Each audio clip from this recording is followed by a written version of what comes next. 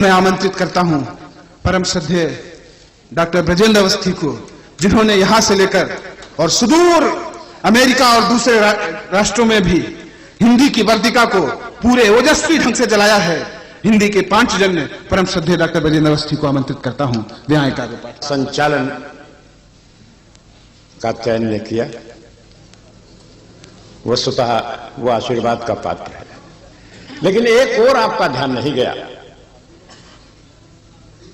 अध्यक्ष बहुत अच्छा मिला, हरनाथ सिंह यादव लगातार बैठे हुए हैं और ठीक जगह पर दाद देते हैं कविता की।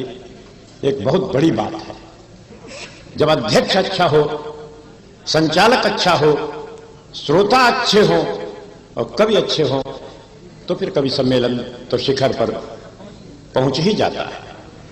इन सब लोगों ने तो अपना व्रत बताया। मैं अपना क्या व्रत धारूंगा।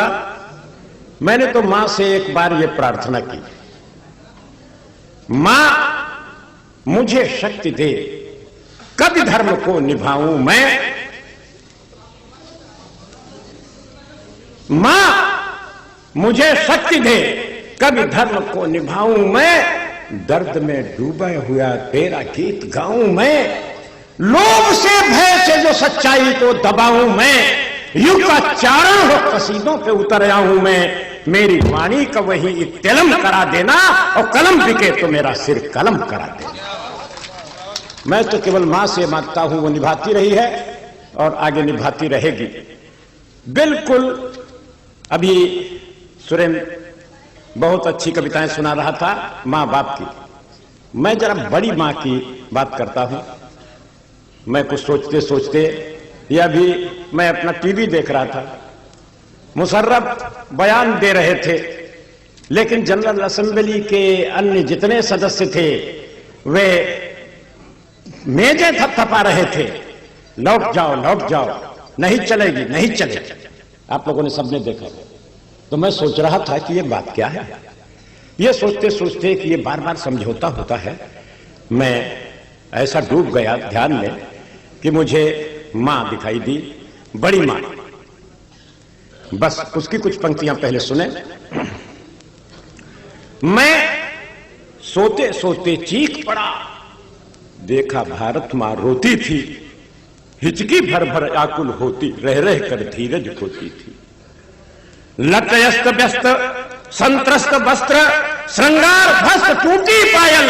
ऊपर ही क्या भीतर से भी वो लगती थी सचमुच घायल। हाथों पर बंधी पट्टियों से कुछ ताजा लाल छलकता था। माथे का घाव रिस रहा था, टप टप टप लहू टपकता था। थी बिलख रही, मेरे बेटे मेरी परिचर्या भूले हैं। पर मातृभक्ति का गर्भ लिए अपनी करनी पर फूले हैं। मेरे इन गहरे घावों का उपचार नहीं करवाते हैं। नाकों में नथ पहनाते हैं, समझौतों से बहलाते हैं। जब जब समझौता किया गया तब तब मेरा मन रोया है। जब जब समझौता किया गया तब तब मैंने कुछ खोया है।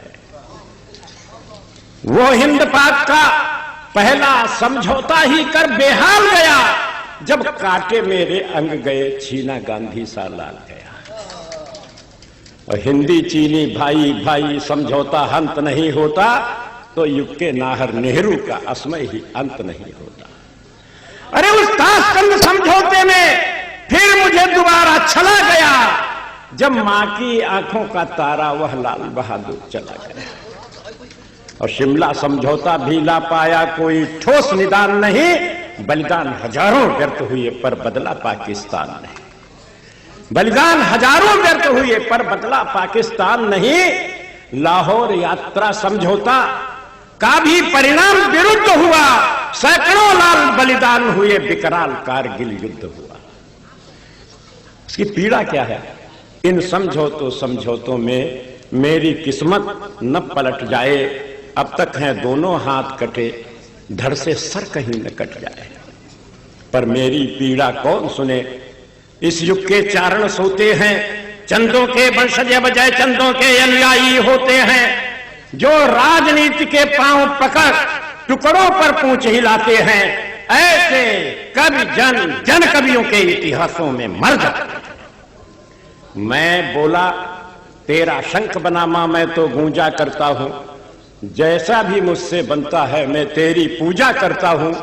तेरी पूजा है अगर दाग, मैं दागी हूं, मैं दागी हूं। सच कहना अगर बगावत है मैं बागी हूं। कर्तव्य भूल मैं अधिकारों से आंखें चार नहीं करता। मैं युग चारण हूं, कलम बेचने का व्यापार नहीं करता। जिस दिन बिकने की गंध मिली उस दिन कविकर्म छोड़ दूंगा। मां पद्मेशी फोड़ दूंगा, हाथों की कलम तोड़ दूंगा। अंतिम दो पंक्तियों में देखिए, आवेश आ गया वाणी में, उड़ नींद न जाने किधर गई। आंखों में आंसू भरे हुए मां मेरे उर में उतर गई।